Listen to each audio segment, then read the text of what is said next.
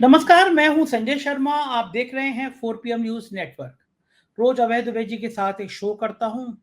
कुछ सेंसिटिव बातें थी, बहुत दिल को दुखने वाली बातें थी, वो मैंने उनसे पूछी। कश्मीर को लेकर संसद में सीना ठोक ठोक के हमारे गृह मंत्री जी, प्रधानमंत्री कह रहे थे कि 370 लगने के बाद आतंकवाद खत्म हो गया। कल कठुआ में कश्मीर में फिर एक सेना की गाड़ी पे आतंकी हमला हुआ। 4 जवान मर गए, 6-7 जवान शहीद हैं। लगातार ये 1 महीने के अंदर दूसरी बार सेना की गाड़ी पर हमला हुआ है। कश्मीर के अंदर लगातार आतंकी घटनाएं बढ़ी हैं। ये क्यों हो रहा है? अगर आप कह रहे हैं आतंक खत्म हो गया तो ये लोग कहां से आ रहे हैं? कश्मीर के बारे में लगातार झूठ क्यों बोला जा रहा है? अभी खबर आई कि कश्मीर के गवर्नर जो हैं उन्होंने बेटे की सगाई करी और 10 लाख 11 लाख का बिल सरकारी पेमेंट से कर दिया गया। प्रधानमंत्री कार्यालय में शिकायत हुई है। उत्तर प्रदेश में एक बड़ा ठग पकड़ा गया, संजय शेरपुरिया सालों जेल में रहा। उस ठग से 25 लाख रुपए जम्मू कश्मीर के गवर्नर ने ले रखे हैं, मनोज सिन्हा ने ले रखे हैं। अब आप बताइए, मैं या आप हूं, किसी ठग से अगर आप 50,000, 10,000, 5,000 रुपए भी ले लेंगे, आपका इन्वॉल्वमेंट होगा तो पुलिस पिछवाड़े पर लात मार मार के बंद कर देगी। पूछे कि तुम्हारा उस ठग से रिश्ता क्या है? एक राज्य के गवर्नर ने ठग से 25 लाख ले रखे हैं, ऑन रिकॉर्ड ले रखे हैं, अभी तक वापस नहीं किए गए। वो गवर्नर बने हुए हैं, बेटे की सगाई कर रहे हैं और 10-11 लाख रुपए सुहा कर दे रहे हैं। जब जम्मू कश्मीर के गवर्नर थे सतपाल मलिक, उन्होंने बताया था कि 300 करोड़ रुपए रिलायंस के साहब लाए थे और फिर उसके बाद में कि 300 करोड़ की रिश्वत मिल जाएगी। सतपाल मलिक ने मना कर दिया तो संघ के राम माधव भागे भागे गए कि कर दो यार, बड़ा लंबा खेल है। तो कश्मीर क्या भ्रष्टाचार की जननी बनता जा रहा है? कश्मीर को लेके चुनाव क्यों नहीं करा पा रहे लोग? एक बड़ा मुद्दा है। आतंकी पहले घाटी में आते थे, अब जम्मू में भी आने लगे हैं। ये सरकार की विफलता नहीं है तो और क्या है? ये सारे मुद्दे मैंने अभय जी से पूछा। मैंने अभय जी से ये भी पूछा कि राहुल गांधी कर क्या रहे हैं?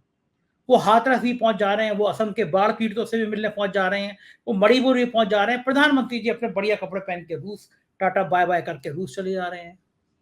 देश की राजनीति एक बड़े चेंजेज की तरफ चल रही है। महाराष्ट्र गया था मैं, कई फिल्म इंडस्ट्री में संजय राउत जी का इंटरव्यू किया। तमाम लोगों से इन्होंने कहा कि महाराष्ट्र में गुजरातियों के कब्जे को लेकर बड़ा दर्द है। बीएमसी के चुनाव करा नहीं पा रहे हैं सरकार। महाराष्ट्र में एक बारिश में मुंबई की सांस फूल गई। तमाम मुद्दों पर बातचीत है अभय दुबे जी के साथ, बहुत शानदार बातचीत है। देखिएगा जरूर, चैनल को ज्वाइन और सब्सक्राइब भी करिएगा। चलते हैं अभय दुबे जी के पास। 4 PM न्यूज नेटवर्क में स्वागत है अभय दुबे जी आपका। संसद में सीना ठोक ठोक के कह रहे थे प्रधानमंत्री जी और गृह मंत्री जी कि जम्मू कश्मीर में 370 खत्म कर दी और आतंकी खत्म कर दिया हमारी सरकार ने। लेकिन कल रात को फिर आतंकी हमला हुआ है कश्मीर में। सेना की गाड़ी पर, एक हमले में शायद दूसरी बार सेना की गाड़ी पर हमला किया गया। फिर 4 जवान शहीद हो गए, 6 जवान गंभीर रूप से घायल हैं। क्या कश्मीर की समस्या का कोई निदान नहीं है? पिछले कुछ सालों में जिस तरह की आतंकी घटनाएं बढ़ी हैं, जिस तरह हमारे बहादुर जवान शहीद हो रहे हैं और ये लंबी लंबी बातें कर रहे हैं, क्या केवल संसद में एक भाषणबाजी से कश्मीर समस्या का निदान हो जाएगा? क्या लगता है आपको? देखिए, जब अमित शाह धारा 370 का किरदार बदलने के लिए संसद में प्रस्ताव ला रहे थे, तो उस वक्त मुख्य तौर पर उनका दावा ये था कि ऐसा करते ही जो कश्मीर घाटी है वो भारत की तथाकथित मुख्य धारा से जुड़ जाएगी। तथाकथित शब्द मैंने अपनी तरफ से जोड़ा है, मुख्य धारा से जुड़ जाएगी और जो एक आतंकवादी और उग्रवादी राजनीति थी वो खत्म हो जाएगी कश्मीर में। और ये बात सही है कि उस संविधान संशोधन के बाद में जो हुर्रियत कॉन्फ्रेंस की राजनीति थी वो तकरीबन कश्मीर से खत्म हो गई। दूसरा परिवर्तन उससे ये हुआ कि कश्मीर में राजनीति करने के जो पुराने तौर तरीके थे वो भी पूरी तरीके से बदल गए, क्योंकि वो मुहावरा बदल गया, वो भाषा बदल गई, वो राजनीतिक मांगे ही नहीं जो राजनीतिक मांगे पहले होती थी। उससे भारतीय जनता पार्टी को क्या लग रहा था? भारतीय जनता पार्टी को लग रहा था कि जो महबूबा मुफ्ती की पार्टी है पीडीपी, या नेशनल कॉन्फ्रेंस है फारूक अब्दुल्ला की पार्टी है, या कांग्रेस पार्टी है, या इंजीनियर रशीद जैसे लोग हैं, ये सब लोग अप्रासंगिक हो जाएंगे। लेकिन हुआ क्या उसके बाद में? और इनके अप्रासंगिक होने से जो शून्य पैदा होगा उस शून्य को भारतीय जनता पार्टी भर देगी। वो मान रही थी कि जम्मू तो हमारा है ही, जम्मू में तो हम लोकप्रिय हैं ही, फिर हम घाटी में भी आ जाएंगे और घाटी के मुसलमानों में से छांट छूट के अपनी पार्टी में लोगों को भर्ती कर लिया जाएगा और वो एक तरह से भारतीय जनता पार्टी कश्मीर घाटी की हो जाएगी और केवल हम ही हम होंगे और कोई दूसरा नहीं होगा, इस प्रकार की योजना इन लोगों की थी। लेकिन हुआ क्या, कश्मीर में भारतीय जनता पार्टी अपना कदम नहीं जमा पाई और उसकी हालत यह है कि पिछले लोकसभा चुनाव में उसने अपने उम्मीदवार भी नहीं खड़े कर पाए। दूसरी विफलता उसे मिली कि कश्मीर से जो आतंकवादी गतिविधियां थी, उन आतंकवादी गतिविधियों को खत्म कर देने का जो उनका पूरा दावा था, ये दावा पूरी तरीके से नाकाम हो गया। इसकी नाकामी के दो बड़े उदाहरण हम लोगों के सामने हैं। जिस वक्त प्रधानमंत्री शपथ ले रहे थे उसी वक्त तीर्थयात्रियों की बस पर हमला हो गया और अभी आपने खुद ही बताया कि कठुआ में क्या हुआ। लगातार कश्मीर में आतंकवादी गतिविधियां जारी हैं, जिसको कहते हैं कि पत्थरबाजी घटनाएं। भाजपा क्लेम करती है कि पत्थरबाजी घटनाएं कुछ कम हुई हैं, हो सकता है किसी को, देखिए इस प्रकार कम या ज्यादा तो होता रहता है कि कोई चीज कम हो जाती है, कोई चीज बढ़ जाती है, लेकिन जिस प्रकार का आपने एक ऐतिहासिक किस्म का फैसला लिया था, उस ऐतिहासिक किस्म के फैसले के बाद में उसका जो पॉलिटिकल फॉलोअप होना चाहिए था, कश्मीर में राजनीतिक प्रक्रिया को बहाल करने के लिए आपको जो कदम उठाने चाहिए थे, कश्मीर से आपने जो राज्य का दर्जा छीना था, उस राज्य के दर्जे की वापसी होनी चाहिए थी। वहां पर अभी तक चुनाव करवा देना चाहिए थे, अब चुनाव करवाने की तैयारी हो रही है। ये सब चीजें बताती हैं कि पिछली मोदी सरकार की, अब तो मोदी सरकार रही नहीं, पिछली मोदी सरकार की कश्मीर के बारे में जो भी रीति नीति थी, उसके वे परिणाम नहीं निकले हैं जिनका के लगातार दावा किया जा रहा था। अब इसमें दो व्यक्ति मुख्य तौर पर इसके जिम्मेदार हैं। एक व्यक्ति का नाम है अमित शाह और दूसरे का नाम है नरेंद्र मोदी। अमित शाह इसलिए क्यों, अमित शाह गृह मंत्री है। जो कश्मीर में उपराज्यपाल है उनको तो आप कठपुतली मानिए, सारा का सारा कश्मीर का कामकाज तो केंद्रीय गृह मंत्रालय चलाता है।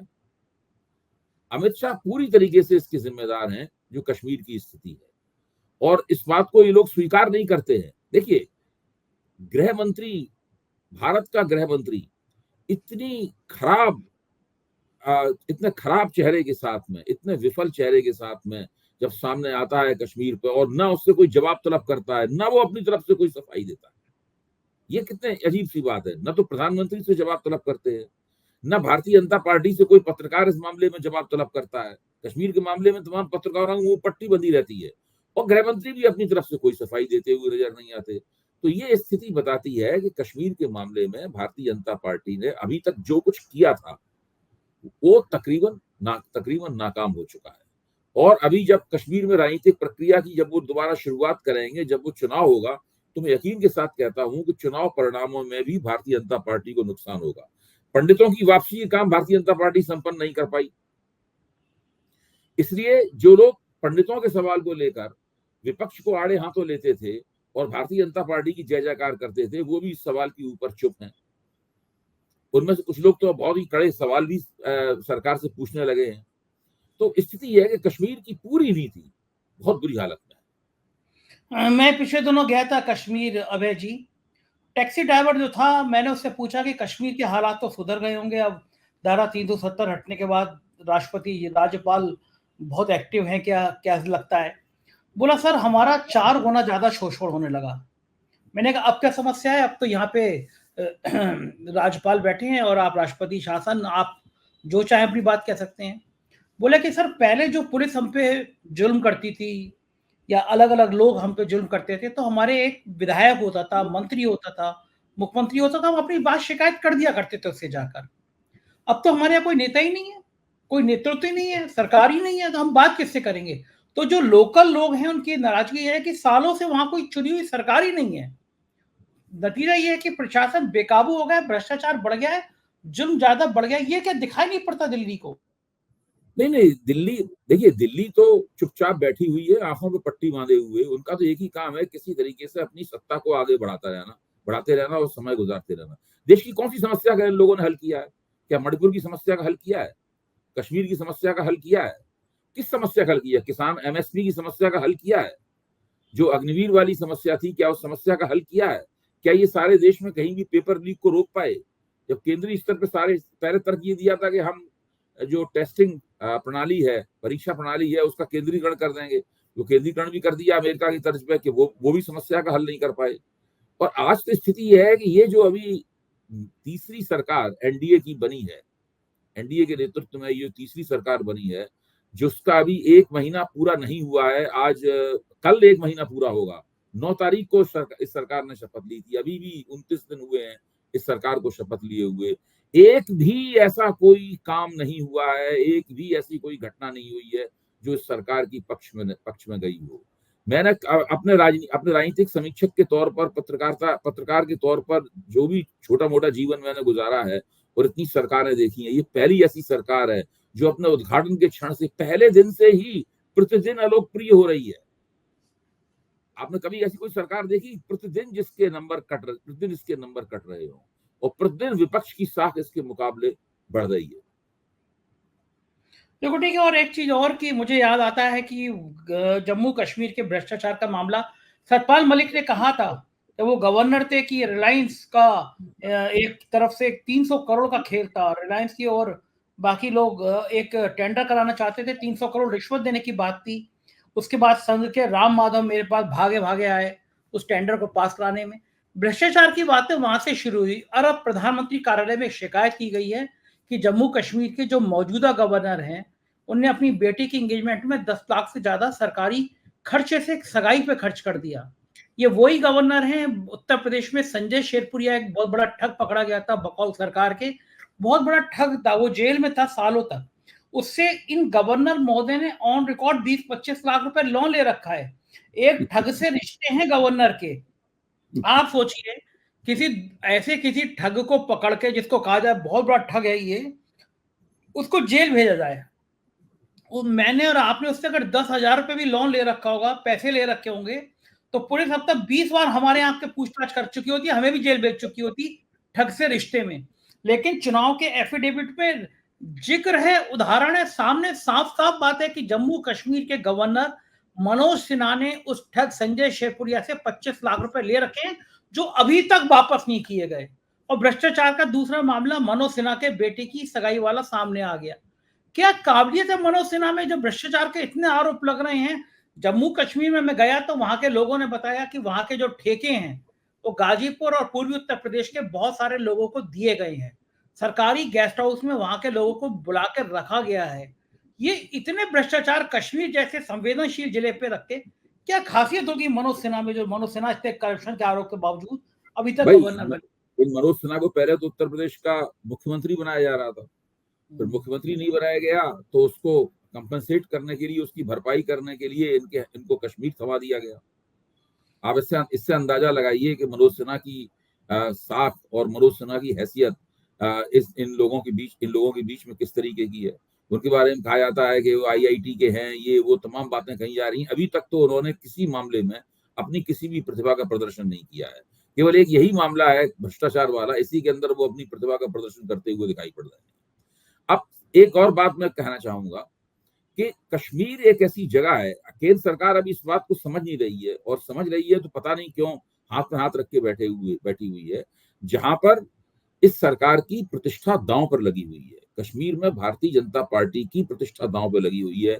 कश्मीर में राष्ट्रीय स्वयंसेवक संघ की प्रतिष्ठा दांव पर लगी हुई है। कश्मीर में भारतीय जनता पार्टी का इतिहास जो कि श्यामा प्रसाद मुखर्जी से जुड़ा हुआ है, वो दांव पर लगा हुआ है। अगर कश्मीर में कोई बड़ी गड़बड़ हुई और अगर सब कुछ ठीक ठाक नहीं रहा तो केवल कश्मीर की वजह से ही ये लोग चुनाव में बहुत बुरी मात खाएंगे, क्योंकि इस वक्त जो देश का संसदीय विपक्ष है, जो जवाहरलाल नेहरू के बाद में सबसे ज्यादा शक्तिशाली स्थिति में है, वो इस मसले को छोड़ेगा नहीं। आप राहुल गांधी को देखिए कि एक छोटी छोटी बात को भी वो मुद्दे की तरह लेकर उसके बारे में सक्रिय होते हैं, उस पर बयान जारी करते हैं, वहां जाते हैं स्वयं। अच्छा, पूरी पहल अपने हाथ में लेते हैं। अभी कश्मीर में जो कश्मीर जी मैं आपसे यही सवाल पूछना चाह रहा था कि ये 1 महीने के अंदर राहुल गांधी में ऐसा क्या करंट लग गया है? नेता प्रतिपक्ष, नेता विपक्ष के रूप में वो इतने एक्टिव हो गए, वो हाथरस चले जा रहे हैं, वो असम चले जा रहे हैं, आज वो मणिपुर चले गए, पूरी बीजेपी को मिर्ची लग गई।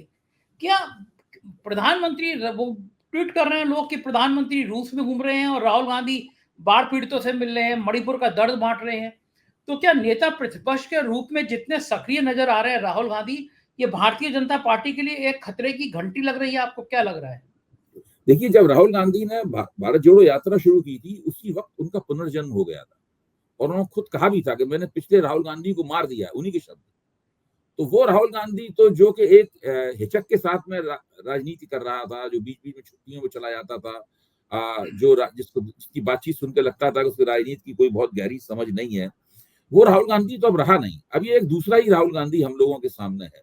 भारतीय जनता पार्टी को आपत्ति है कि राहुल गांधी विपक्ष के नेता के तौर पर हर जगह समस्याएं हैं उनका राजनीतिकरण कर रहे हैं और आग में घी डालने का काम कर रहे हैं, चाहे वो मणिपुर हो, चाहे वो हाथरस हो, चाहे कुछ भी हो। अच्छा, मुझे आज भी मैं एक चर्चा में शामिल था और उसमें इसी प्रकार की बातचीत हो रही थी, भाजपा के प्रवक्ता भी इस प्रकार की बातचीत कर रहे थे। तो मैंने उनसे पूछा कि आप जरा ये बताइए, क्या आप उम्मीद करते हैं कि राहुल गांधी आपसे पूछ के अपना दौरा कार्यक्रम तय करेंगे? क्या राहुल गांधी प्रधानमंत्री नरेंद्र मोदी की छवि बनाने के लिए काम कर रहे हैं? क्या वो भारतीय जनता पार्टी के कार्यकर्ता और नेता हैं? क्या विपक्ष के नेता के पद पर उन्हें नरेंद्र मोदी ने और भारतीय जनता पार्टी के आला कमान ने नियुक्त किया है? वो राज्यपाल नहीं है, वो उपराष्ट्रपति नहीं है। देखिए, राहुल गांधी विपक्ष के नेता हैं और आपने उन्हें मजबूरी में विपक्ष का नेता बनाया है, क्योंकि आप चुनाव में आपकी सीटें कम हो गई हैं और विपक्ष ने अपनी सीटों को बढ़ा लिया है, कांग्रेस की सीटें दूनी हो गई हैं और विपक्ष इस वक्त देश में अत्यंत शक्तिशाली स्थिति में है। उसके पास 233 सांसद हैं और विपक्ष के नेता के तौर पर राहुल गांधी ने अपना पहला भाषण जो संसद में दिया है, उसमें उन्होंने साफ कहा कि मैं कांग्रेस का सांसद हूं, लेकिन विपक्ष का नेता हूं, एलओपी, लीडर ऑफ अपोजिशन हूं। और अगर नाम लेकर उन्होंने कहा कि अरविंद केजरीवाल को कोई दिक्कत होगी तो मेरी दिक्कत है, अगर हेमंत सोरेन को दिक्कत होगी तो वो मेरी दिक्कत है। और सोरेन और केजरीवाल दोनों कांग्रेस के सांसद नहीं है, कांग्रेस के नेता नहीं है। इसका मतलब है पूरे विपक्ष की नुमाइंदगी करते हुए वहां पर भाषण दे रहे थे।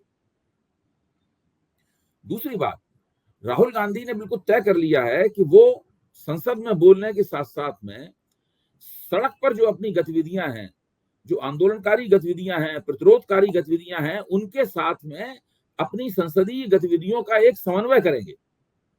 ये जो कोऑर्डिनेशन है संसद से सड़क तक, ये दरअसल आने वाली राजनीति को परिभाषित करेगा। और भारतीय जनता पार्टी की सबसे बड़ी परेशानी यह है कि उन्हें पता ही नहीं है कि विपक्ष का नेता होता कैसा है। उन्होंने दरअसल विपक्ष का कोई नेता आज तक देखा ही नहीं है। गुजरात में 12 साल तक नरेंद्र मोदी मुख्यमंत्री रहे, उन्होंने वहां विपक्ष का कोई प्रभावी नेता नहीं देखा। उसके बाद में पिछले 10 साल से उन्होंने विपक्ष का कोई प्रभावी नेता लोकसभा की राजनीति में नहीं देखा। और 10 साल से पहले के 10 साल, यानी 2004 से लेकर 2014 तक के 10 साल, इस साल में जब भारतीय जनता पार्टी विपक्ष में थी, भारतीय जनता पार्टी के नेता विपक्ष के नेता हुआ करते थे, उस वक्त भी ये लोग विपक्ष की नेता की जिम्मेदारी ठीक से नहीं निभा रहे थे। स्थिति ये थी कि इनके बारे में तमाम पत्रकार टिप्पणी करते थे और मैं उन टिप्पणियों से सहमत था कि ये लोग कांग्रेस सरकार के साथ बड़े दोस्ताना लहजे में विपक्ष के नेता की भूमिका निभा रहे हैं। राहुल गांधी उस तरह के दोस्ताना, ये फ्रेंडली फाइट नहीं है जो राहुल गांधी चला रहे हैं इनके खिलाफ। ये सीधा सीधा संघर्ष करने की स्थिति है। ये राहुल गांधी विपक्ष की आवाज बुलंद कर रहे हैं और ये भारतीय जनता पार्टी के लिए बिल्कुल नई बात है। इसलिए भारतीय जनता पार्टी को समझ में नहीं आ रहा है कि इसकी व्याख्या कैसे करें और इससे निपटें कैसे। लेकिन ये अगर अभय जी ये रणनीति दूर तक रही, राहुल गांधी अगर देश के अलग अलग हिस्सों में इस तरह जाते रहे, जहां पे कोई हादसे हो रहे हैं, जहां पे कोई पीड़ित हो रहा है, उनके साथ खड़े होते रहे, तो कांग्रेस का ये विस्तार तो होगा भारतीय जनता पार्टी के लिए भविष्य के लिए क्या खतरे की घंटी नहीं? क्योंकि मोदी जी का आवा मंडल खत्म हो गया है, ये इन लोकसभा चुनाव में दिखा दिया। हरियाणा, महाराष्ट्र के जो रुझान आ रहे हैं, झारखंड समेत, वहां सोरेन ने शपथ ले ली है, वो बीजेपी के लिए बहुत अच्छे अभी फिलहाल नजर नहीं आ रहे। राहुल की बढ़ती हुई सक्रियता क्या संघ और बीजेपी के अंदर खतरे की घंटी बजाएगी? देखिए, एक बात हमें समझनी चाहिए, किसी पार्टी का जो सांगठनिक विस्तार है वो 1-2 दिन में या 1-2 महीने में नहीं होता, उसमें थोड़ा समय लगता है।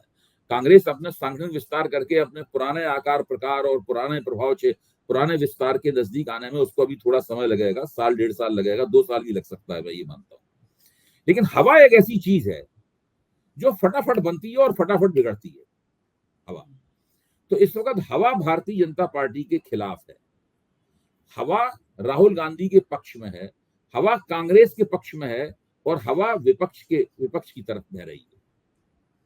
हवा किस तरीके से खिलाफ है पता नहीं, मैंने 4 PM पे ये बात कही है पहले कही, लेकिन मैं एक बार उसको फिर से दोबारा कहना चाहता हूं कि जो उग्र दक्षिणपंथी राजनीति की पैरोकारी करने वाला और उनका प्रोपेगेंडा करने वाली जो शक्तियां थी, इस वक्त मुरझाई पड़ी हुई हैं।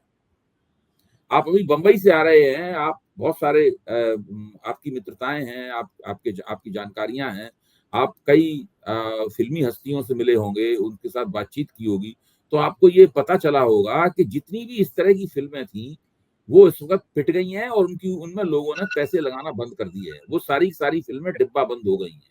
इससे पहले केवल 2 ही फिल्में चली थी, कश्मीर फाइल और केरला स्टोरी। अब कंगना रनावत की जो इमरजेंसी फिल्म है उसका भविष्य अधर है। मैं अटल हूं फिल्म चली नहीं, स्वतंत्र वीर सावरकर फिल्म चली नहीं, और बाकी सारी फिल्में गड़बड़ा गई हैं। ये देखिए ये क्यों हुआ है? क्योंकि माहौल एकदम बदल गया है। लोगों को अब इस पूरी लफाजी में, जो दक्षिणपंथी उग्र राष्ट्रवादी लफाजी थी, इस लफाजी में कोई दिलचस्पी नहीं रही। अब जो माहौल बना है विपक्ष के पक्ष में, राहुल गांधी पूरी तरीके से उस माहौल में और शिद्दत पैदा करने में लगे हुए। उनकी गतिविधियां भारतीय जनता पार्टी के लिए खतरे की घंटी हैं, और भाजपा अगर जल्दी ही नहीं संभली और उसने अपनी पूरी राजनीति को रिकैलिब्रेट नहीं किया तो बड़ी तेजी के साथ इनके खिलाफ एंटी इनकम्बेंसी कई गुना रफ्तार से बढ़ती चली जाएगी।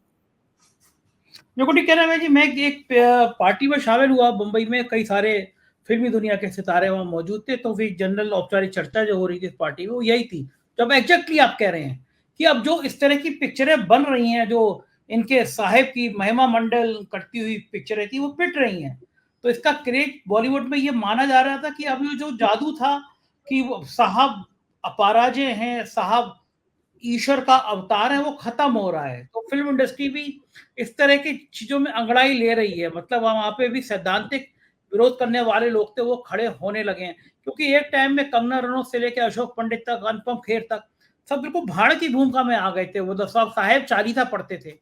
तो अब वो जो है एक नई विचारधारा पैदा हो रही है कि नहीं, अब जो पहले वाला दौर था कि इंडस्ट्री एक संदेश दिया करती थी प्यार का, मोहब्बत का, लगता है कि वो फिर आएगा। तो क्या ये माना जाए कि अब ये मोदी का उभार का नीचे आना है लगातार? देखिए मोदी के नाम पर वोट पाने वाली बात जो है, उसकी स्थिति यह है कि आप हरियाणा में भारतीय जनता पार्टी के पारंपरिक समर्थकों से बातचीत कीजिए, उन लोगों से बातचीत कीजिए जो राष्ट्रीय स्वयंसेवक संघ के साथ जुड़े हुए हैं, उन लोगों से बातचीत कीजिए जनसंघ के जमाने से हरियाणा में भारतीय जनता पार्टी के हमदर्द हैं। वो कहते हैं कि भारतीय जनता पार्टी ने अगर मोदी के नाम पर चुनाव लड़ा तो उसे बहुत नुकसान होने वाला है। मोदी के नाम पर भाजपा को चुनाव नहीं लड़ना चाहिए। महाराष्ट्र में भी तकरीबन यही स्थिति है कि मोदी के नाम पर चुनाव नहीं लड़ना चाहिए। झारखंड का जो आदिवासी समाज है, वो आदिवासी समाज भी मोदी के नाम पर चुनाव लड़ने के नाम पर बिलक जाता है, क्योंकि उसे लगता है कि हेमंत सोरेन के साथ इन लोगों ने बड़ा अत्याचार किया। तो इस बार एक बार फिर ये जो 3 चुनाव होंगे, जो बिल्कुल दूर नहीं है, अब लगभग बिल्कुल सिर के ऊपर हैं, इसमें मोदी की जो तथाकथित लोकप्रियता है, एक बार फिर उसके ऊपर बेरहम रोशनी पड़ेगी, और उस रोशनी में दिखाई पड़ेगा कि दरअसल मोदी जी की लोकप्रियता कितनी रह गई है। भारतीय जनता पार्टी के लिए एक बहुत बड़ी चुनौती है। अगर भाजपा ने इन 3 चुनावों के अंदर अच्छा प्रदर्शन नहीं किया, हरियाणा में इनकी सरकार है, महाराष्ट्र में इनकी सरकार है, अगर इन दोनों सरकारों को ये नहीं बचा पाए, झारखंड में तो इनकी सरकार है नहीं, अगर झारखंड को ये वापस नहीं हासिल कर पाए और महाराष्ट्र और हरियाणा की सरकार को नहीं बचा पाए, तो इनकी उल्टी गिनती शुरू हो जाएगी, क्योंकि इन तीनों चुनावों में हार इनके जो गठजोड़ पार्टनर हैं, उन पार्टनरों के दिमाग में एक सवालिया निशान पैदा करेगी कि भारतीय जनता पार्टी के साथ रहने से दरअसल हमें फायदा क्या है। लेकिन एक बात और भी है, महाराष्ट्र में संजय राउत जी का जब मैं इंटरव्यू कर रहा था, तो सामना के दफ्तर में मैं गया था, वहीं संजय राउत जी से बात हो रही थी। संजय राउत जी ने कहा कि गुजरातीकरण, महाराष्ट्र का गुजरातीकरण इस बार बहुत बड़ा मुद्दा बन जाएगा महाराष्ट्र में। महाराष्ट्र के उद्योग उठा के गुजरात भेज दिए गए, तो वहां के महाराष्ट्र के लोगों को ये बड़ी पीड़ा है कि गुजरात के कुछ लोगों ने महाराष्ट्र के उद्योग धंधों पे, महाराष्ट्र की इंडस्ट्री पे कब्जा कर लिया।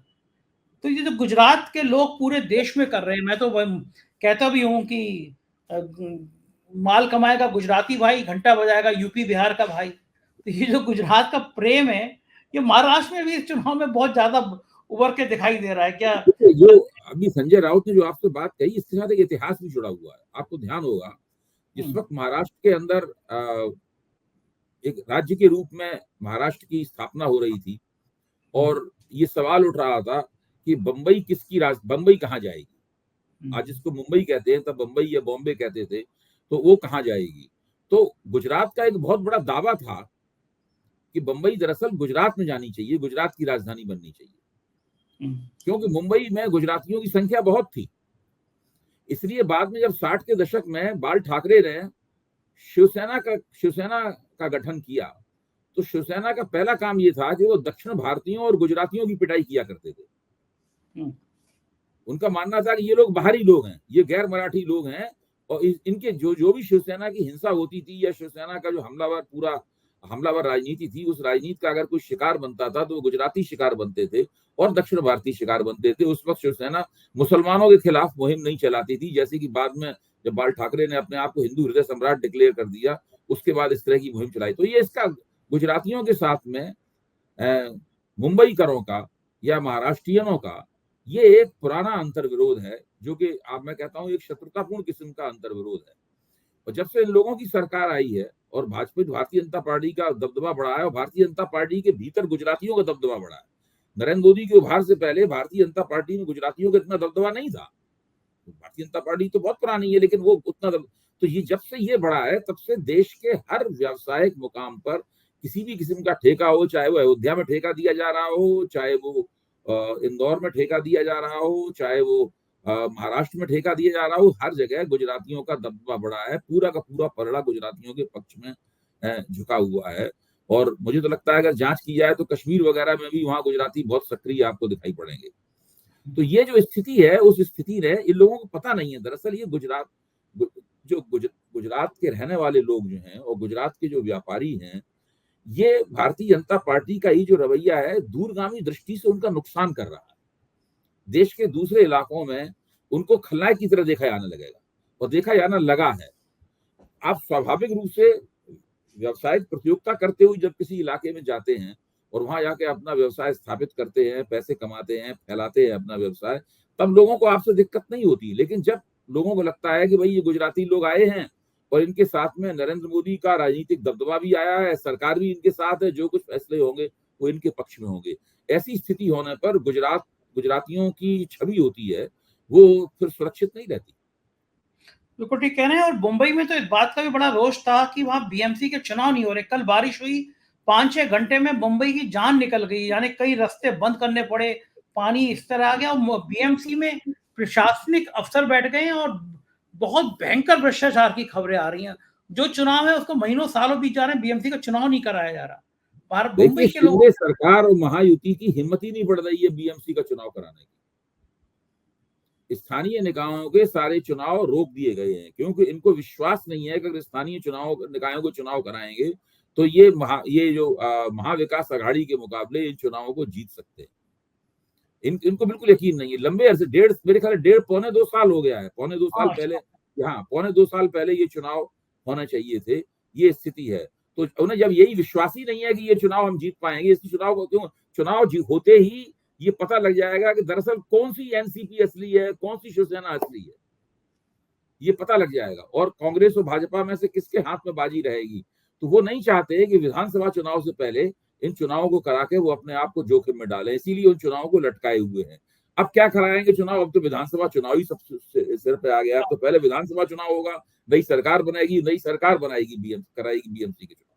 बिल्कुल ठीक बात है। आने वाले कुछ दिन बड़े राजनीति के और मजेदार होने वाले हैं। बहुत बहुत शुक्रिया अभय जी, आप इतना कीमती समय देते हैं हमको, आभार आपका, थैंक यू। तो ये थे अभय दुबे जी, और आपने सुना कि इन सारे बिंदुओं पर हम लोगों ने कैसे विस्तार से बातचीत की। मुझको यकीन है आपको ये बातचीत जरूर पसंद आई होगी। अपनी राय से अवगत कराइएगा, चैनल को ज्वाइन और सब्सक्राइब करिएगा। शुक्रिया, थैंक यू।